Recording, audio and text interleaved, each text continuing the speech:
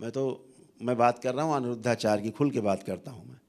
आज जो पूरे समाज में, पूरे देश में एक चर्चा का विषय बना दिया है, बच्चियों को ऐसा शक की दृष्टि में ढाल दिया है, बच्चों को ऐसा कर दिया है कि बच्चे अपने माता पिता से बात करने में शर्मा रहे हैं, ऐसी स्मृतियाँ प्रवेश कर गई हैं।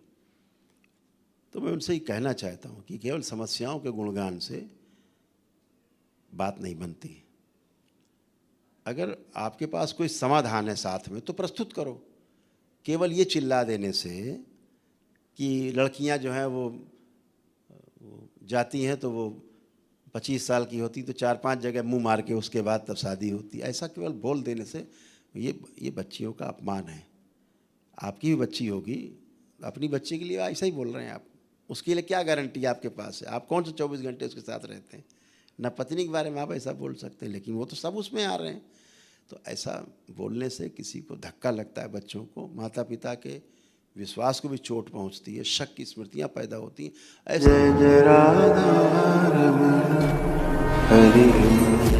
हैं तो समस्या हो तो समाधान भी हो। मेरा कहने का अर्थ ये है, खाली बातें ना हो।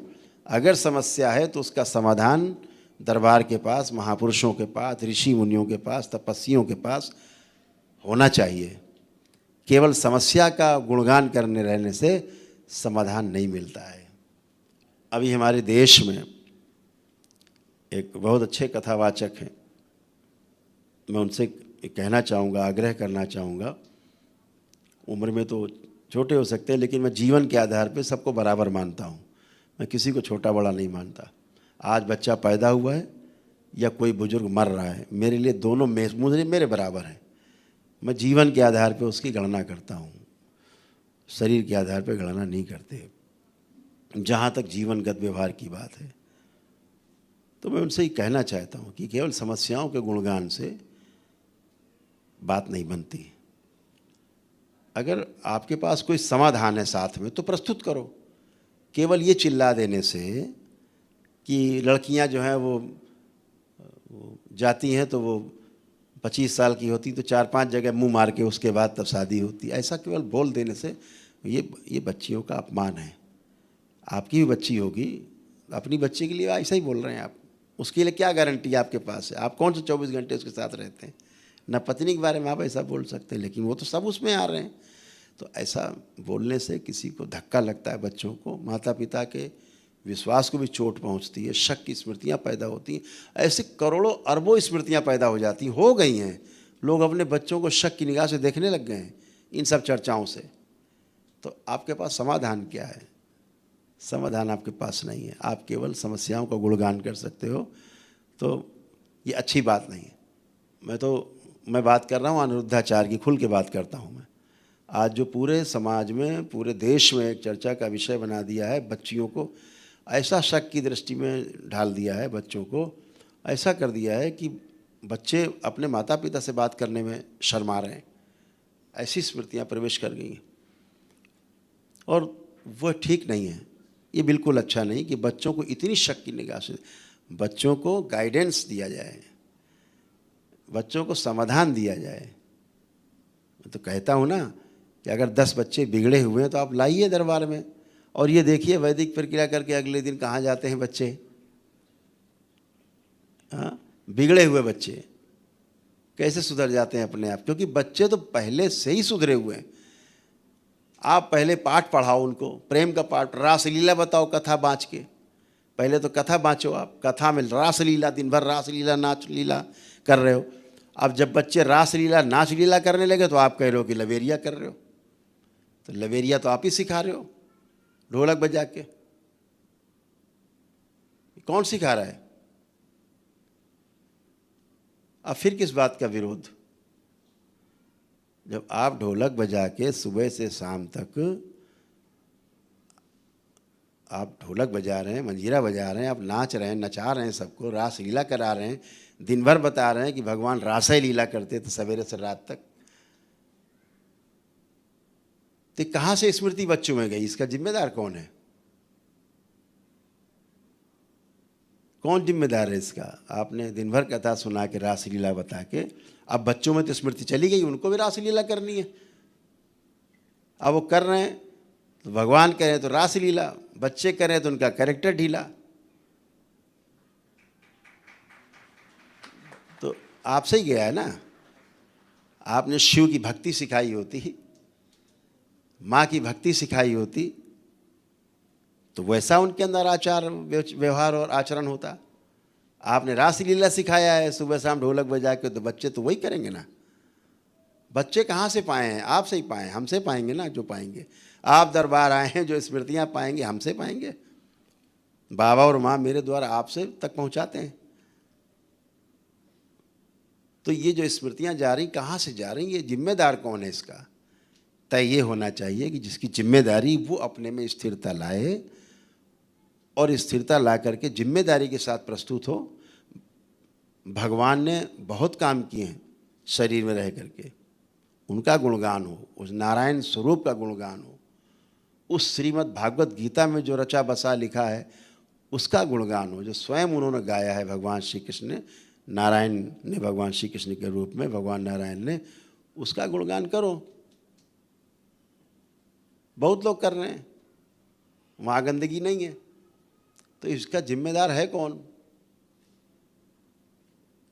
कल से कसम खा लें अनिरुद्धाचार्य जी की रासलीला नहीं बताएंगे। आप प्रेम प्रेम प्यार प्यार आप ही चिल्ला रहे हो, रासलीला आप ही बता रहे हो, उसके बाद आप कह रहे हो कि बच्चे ऐसा कर रहे हैं। बच्चों में गया कहाँ से? आप ही से गया भाई, आप जैसे लोगों से गया है।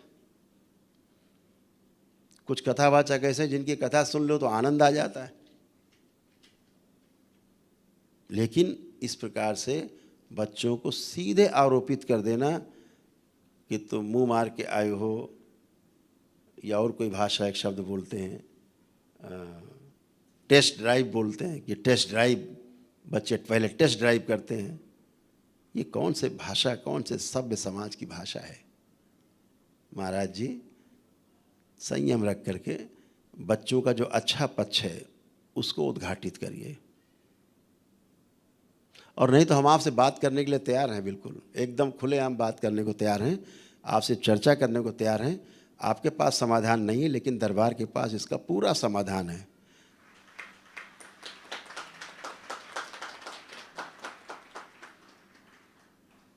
तो बच्चों को सीधे आरोपित कर देना, इस बच्चों में जो आज दिख रहा है पीछे से आ रहा है, कहीं से सीख के आ रहे हैं, पीछे से माता पिता से आ रहा है, या गुरुओं से आ रहा है, या हमारे जो लोग बैठे हैं आगे ज्ञान देने वाले, दिशा देने वाले, उनसे आ रहा है। तो झांकने की पीछे आवश्यकता है कि बच्चों में आ कहाँ से रहा है। सीधे सीधे आप कह रहे हो कि नहीं ऐसा सब लोग नहीं है, 75% हो गए, तो आप में सबको कटघरे में खड़ा कर दिया। आपने तो 100 के 100 में कटघरे में खड़ा कर दिया। अब कौन बच्चों को सर्टिफिकेट देगा कि भाई ये मुंह मार के नहीं आए हैं या टेस्ट ड्राइव नहीं लिया है? ये चीज़ें थोड़ा समाज में स्वीकार योग्य नहीं, इसको थमना चाहिए। इसके स्थान पर समाधान पे चर्चा करनी चाहिए कि अगर ये रोग है तो समाधान क्या है इसका, तो समाधान के साथ प्रस्तुत हो। अगर आपके पास समाधान नहीं है महाराज जी, दरबार के पास पूरा पूरा समाधान है।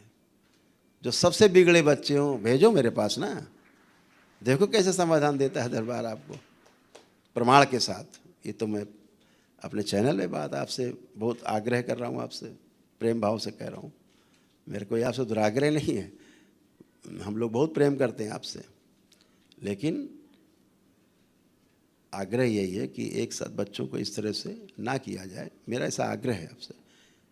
कई संत लोग हैं, अपनी अपनी बात सबको कहने का अधिकार है, लेकिन ऐसे खुलेआम आरोपित करना वो मेरे ख्याल से अनुचित है। तो समाधान के साथ बात की जाए। समस्या पे चर्चा करने से कुछ नहीं निकलने वाला, कीचड़ उछालने से कुछ नहीं होगा।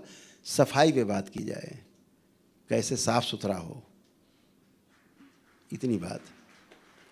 तो दरबार यही सब करता है, उसके लिए आप सभी दरबार से जुड़े हो।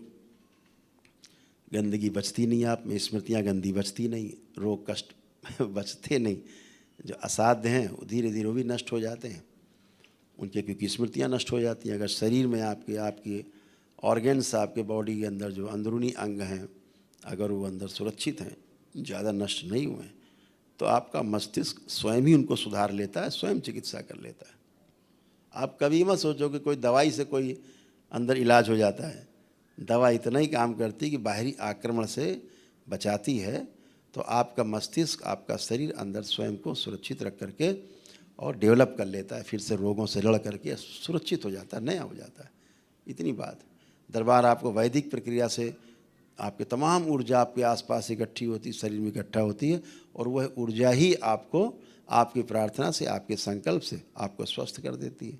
आप सब प्रमाण हो दरबार के, लाखों प्रमाण दरबार के उपस्थित हैं समाज में, जो चिल्ला चिल्ला के कहते हैं कि हम दरबार आए, दरबार की, घर से ही बैठ के पूजा पाठ की और हम स्वस्थ हैं। तो गलत पूजा पाठ ना की जाए, केवल अपने माता पिता, अपने परिवार के साथ रह करके। बच्चे, मुझे लगता है सब अच्छा करना चाहते हैं, और मेरी शुभकामनाएं सभी बच्चों को कि वो अच्छा करें। अभी दरबार ने इसी सब चीज़ों को देख करके एक कार्यक्रम चलाने का संकल्प किया है कि जितने ऐसे बच्चे हैं जो शिक्षा के क्षेत्र में जुड़े हैं और स्मृतियां भटका रही हैं, तो दरबार उन सब बच्चों का बिल्कुल एकदम निःशुल्क उनके लिए वैदिक अनुष्ठान करेगा, एक समाधान प्रस्तुत करेगा दरबार, ताकि उनकी शिक्षा अच्छी हो, पढ़ाई लिखाई अच्छी हो, माता पिता गुरुओं के प्रति उनका व्यवहार अच्छा हो, उनका जीवन, उनका भविष्य मंगलमय हो, शुभ हो।